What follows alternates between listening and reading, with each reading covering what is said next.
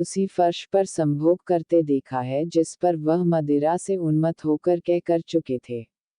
तूने एक मंदबुद्धि, सठियाए हुए बुड्ढे को अपना रक्त बहाते देखा है जो उस शराब से भी गंदा था जो इन भ्रष्टाचारियों ने बहाई थी। ईश्वर को धन्य है। तूने कुवासनाओं का दृश्य देखा और तुझे विदित हो गया कि यह कितनी घृणोत्पादक वस्तु है।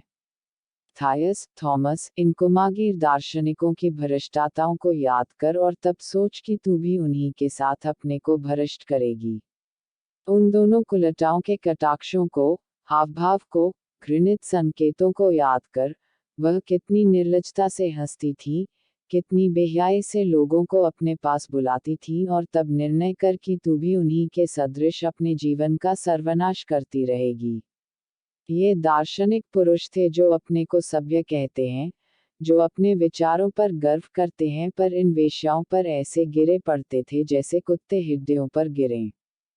थायस ने रात को जो कुछ देखा और सुना था उससे उसका हृदय ग्लानित और लज्जित हो रहा था। ऐसे दृश्य देखने का उसे यह पहला ही अवसर न था, पर आज का सा असर उसके मन पर कभी न हुआ था। पापनाशी की सतुत्तेजनाओं ने उसके सद्भाव को जगा दिया था। कैसे हृदय शून्य लोग हैं जो स्त्री को अपनी वासनाओं का खिलौना मात्र समझते हैं। कैसी स्त्रियां हैं जो अपने देह समर्पण का मूल्य एक प्याले शराब से अधिक नहीं समझती। मैं यह सब जानते और देखते हुए भी इसी अंधकार में पड़ी हुई हूँ। मेरे जीवन को धिक्कार है। उसने पापनाशी को जवाब दिया, प्रिय पिता, मुझमें अब जरा भी दम नहीं है। मैं ऐसी अशक्त हो रही हूँ मानो दम निकल रहा है। कहाँ विश्राम मिलेगा, कहाँ एक घड़ी शांति से लेटूं। मेरा चेहरा जल रहा है, आंखों से आंची निकल रही है, सिर में चक्कर आ रहा है, और मेरे हाथ इतने थक गए हैं कि यदि आनंद और शांति मेरे हाथों की पहुंच में भी आ जाए तो मुझमें उसके लेने की शक्ति न होगी। पापनाशी ने उस स्नेहमय करुणा से देखकर कहा, प्रिय भगिनी, धैर्य और साहस ही से तेरा उद्धार होगा। तेरी सुख शांति का उज्ज्वल और निर्मल प्रकाश इस भांति निकल रहा है जैसे सागर और वन से भाप निकलती है। यह बातें करते हुए दोनों घर के समीप आ पहुंचे। सरो और सनोवर के वृक्ष जो परियों के कुंज को घेरे हुए थे, दीवार के ऊपर सिर उठाए प्रभातसमीर से कांप रहे थे। उनके सामने एक मैदान था। इस समय सन्नाटा छाया हुआ था। मैदान के चारों तरफ योद्धाओं की मूर्तियां बनी हुई थी और चारों सिरों पर अर्धचंद्राकार संगमरमर की चौकियां बनी हुई थी, जो दैत्यों की मूर्तियों पर स्थित थी। थायस एक चौकी पर गिर पड़ी।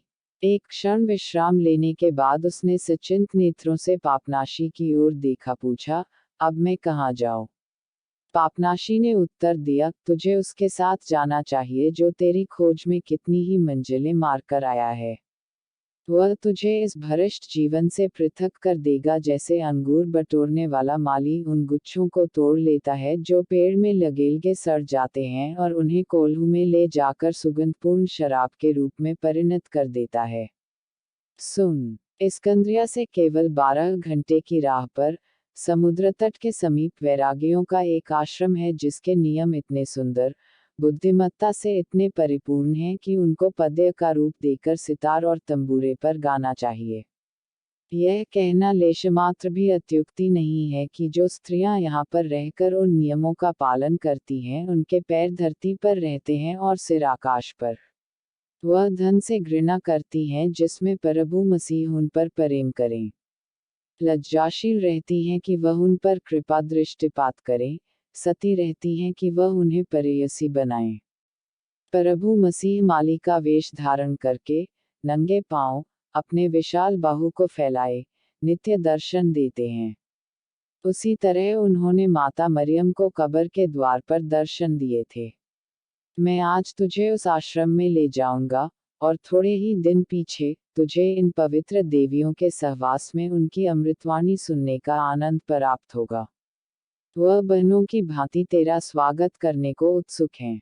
आश्रम के द्वार पर उसकी अध्यक्षिणी माता अल्बीना तेरा मुख चूमेंगी और तुझसे सप्रेम स्वर से कहेंगी, बेटी, आ तुझे गोद में ले लूं, मैं तेरे लिए बहुत विकल थी।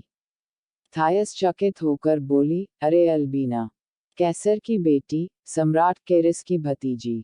वह भोगविलास छोड़कर आश्रम में तप कर रही है। पापनाशी ने कहा, हाँ हाँ, वही अल्बीना, जो महल में पैदा हुई और सुनहरे वस्त्र धारण करती रही, जो संसार के सबसे बड़े नरेश की पुत्री है, उसे मसीह की दासी का उच्च पद प्राप्त हुआ है।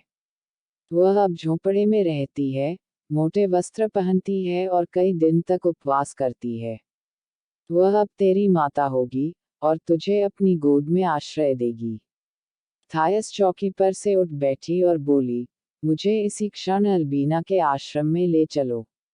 पापनाशी ने अपनी सफलता पर मुग्ध होकर कहा, तुझे वहां अवश्य ले चलूंगा और वहां तुझे एक कुटी में रख दूंगा जहां तू अपने पापों का रो रो कर प्रायश्चित करेगी, क्योंकि जब तक तेरे पाप आंसुओं से धुल न जाएं, तू अल्बीना की अन्य पुत्रियों से मिलजुल नहीं सकती और न मिलना उचित ही है। मैं द्वार पर ताला डाल दूंगा और तू वहां आंसुओं से आर्द्र होकर प्रभु मसीह की प्रतीक्षा करेगी, यहाँ तक कि वह तेरे पापों को क्षमा करने के लिए स्वयं आएंगे और द्वार पर ताला खोलेंगे। और थायस, इसमें अनुमात्र भी संदेह न कर कि वह आएंगे। आह, जब वह अपनी कोमल, प्रकाश में उंगलियां तेरी आंखों पर रखकर तेरे आंसू पोंछेंगे, उस समय तेरी आत्मा आनंद से कैसी पुलकित होगी।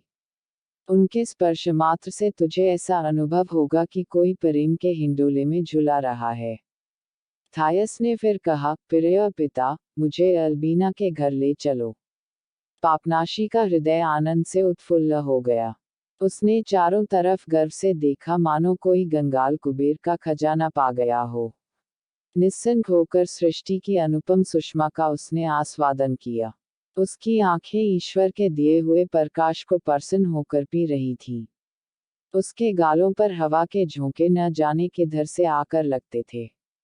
सहसा मैदान के एक कोने पर थायस के मकान का छोटा सा द्वार देखकर और यह याद करके कि जिन पत्तियों की शोभा का वह आनंद उठा रहा था वह थायस के बाग के पेड़ों की हैं, उसे उन सब अपावन वस्तुओं की याद आ गई जो वहां की वायु को, जो आज इतनी निर्मल और पवित्र थी, दूषित कर रही थी, और उसकी आत्मा को इतनी वेदना हुई कि उसकी आंखों में आंसू बहने लगे।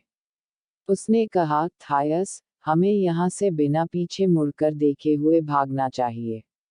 लेकिन हमें अपने पीछे तेरे संस्कार के साधनों, साक्षियों और सहयोगियों को भी न छोड़ना चाहिए।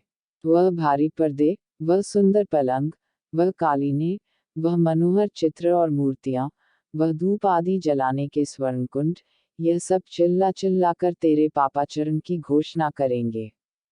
क्या तेरी इच्छा है कि ये घृणित सामग्रियां, जिनमें प्रेतों का निवास है, जिनमें पापात्माएं त्रिकीड़ा करती हैं, मरुभूमि में भी तेरा पीछा करें, यही संस्कार वहां तेरी भी आत्मा को चंचल करते रहें। यह निरी कल्पना नहीं है कि मेजें प्राणाघातक होती हैं, कुर्सियां और गद्दे प्रेतों के यंत्र बनकर बोलते हैं, चलते फिरते हैं, हवा में उड़ते हैं, गाते हैं। उन समग्र वस्तुओं को, जो तेरी विलसलोलुपता के साथी हैं, मिया दे, सर्वनाश कर दे। थायस, एक क्षण भी विलंब न कर, अभी सारा नगर सो रहा है, कोई हलचल न मचेगी। अपने गुलामों को हुक्म दे कि वह स्थान के मध्य में एक चिता बनाए, जिस पर हम तेरे भवन की सारी संपदा की आहुति कर दें। उसी अग्निराशि में तेरे कुसंस्कार जलकर भस्मीभूत हो जाएं। थायस ने सहमत होकर कहा, पूज्य पिता, आपकी जैसी इच्छा हो, वह कीजिए। मैं भी जानती हूँ कि बहुधा प्रेतगण निर्जीव वस्तुओं में रहते हैं। रात सजावट की कोई कोई वस्तु बातें करने लगती हैं, किंतु शब्दों में नहीं, या तो थोड़ी थोड़ी देर में खटखट की आवाज से या प्रकाश की रेखाएं प्रस्फुटित करके। और एक विचित्र बात सुनिए, पूज्य पिता, आपने परियों के कुंज के द्वार पर दाहिनी ओर एक नग्न स्त्री की मूर्ति को ध्यान से देखा है। एक दिन मैंने आंखों से देखा कि उस मूर्ति ने जीवित प्राणी के समान अपना सिर फेर लिया और फिर एक पल में अपनी पूर्व दशा में आ गई। मैं भयभीत हो गई। जब मैंने निस्यास से यह अद्भुत लीला बयान की तो वह मेरी हंसी उड़ाने लगा।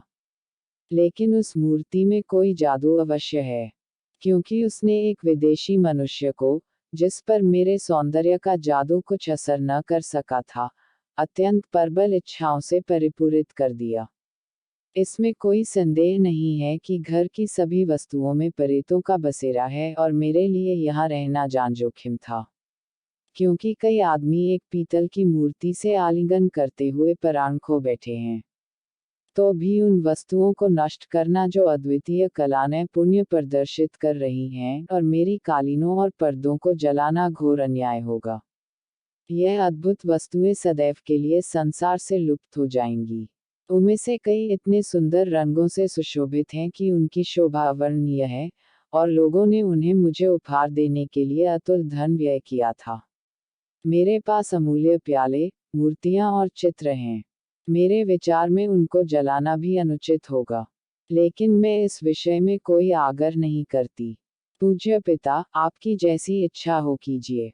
यह कहकर वह पापनाशी के पीछे पीछे अपने गृहद्वार पर पहुंची, जिस पर अगणित मनुष्यों के हाथों से हारों और पुष्पमालाओं की भेंट पा चुकी थी, और जब द्वार खुला तो उसने द्वारपाल से कहा कि घर के समस्त सेवकों को बुलाओ।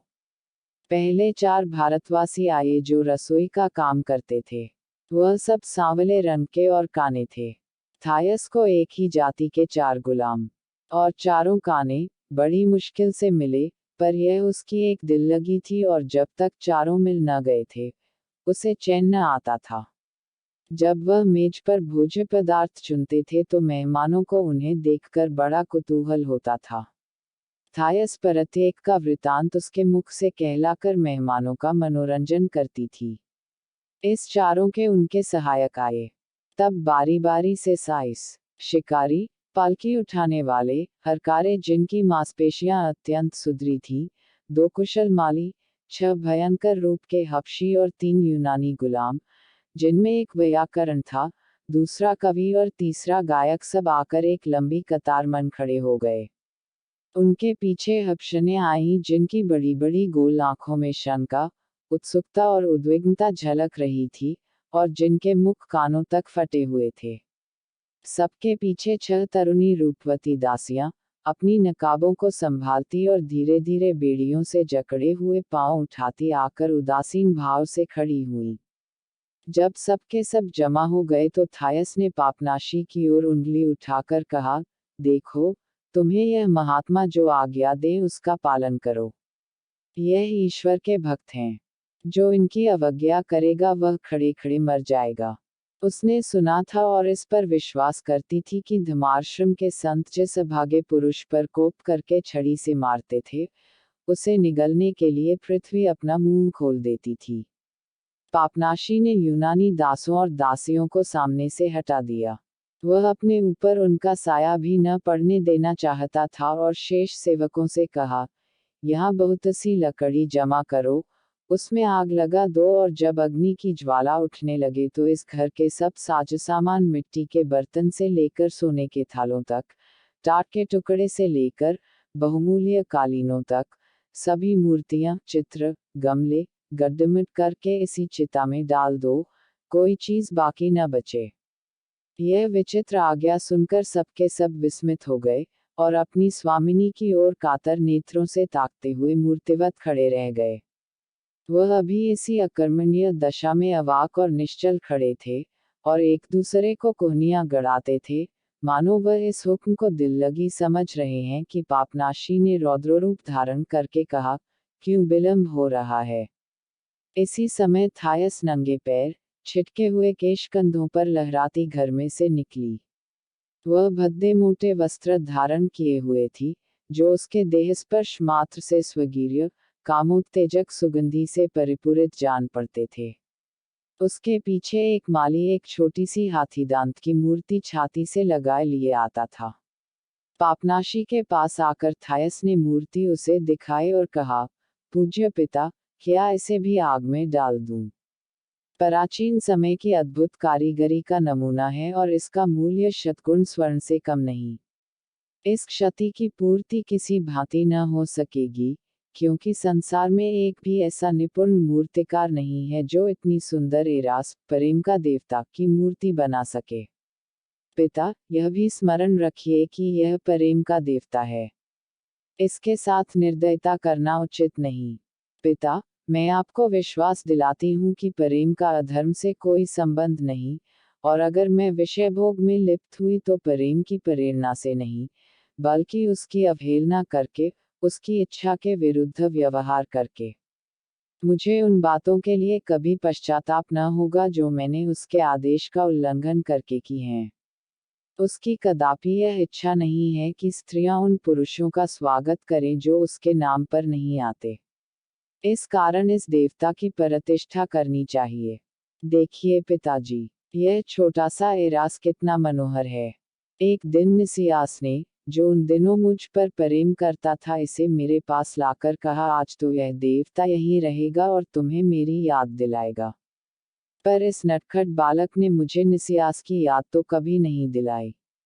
हाँ, एक युवक की याद नित्य दिलाता रहा जो एंटियोक में रहता था और जिसके साथ मैंने जीवन का वास्तविक आनंद उठाया।